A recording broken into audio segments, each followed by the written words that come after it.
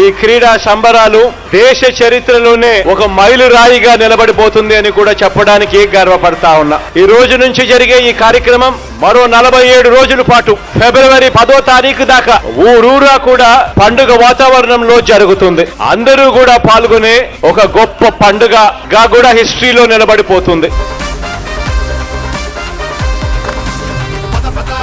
ఇది మన సమయం పదా కథ ఇది మన ఆట కదా కొట్టు కొట్టు గెలుపు కోసం కొట్టు పట్టు పట్టు నీ గెలుపు నీ పట్టు కొట్టు కొట్టు గెలుపు కోసం కొట్టు పట్టు పట్టు నీ గెలుపు నీ పట్టు కదిలి ముందుకురా అడుదా మాత్ర కదిలి ముందుకురా అడుదా మాత్ర కదిలి ముందుకురా అడుదా మాత్ర కదిలి ముందుకురా అడుదా మాత్ర.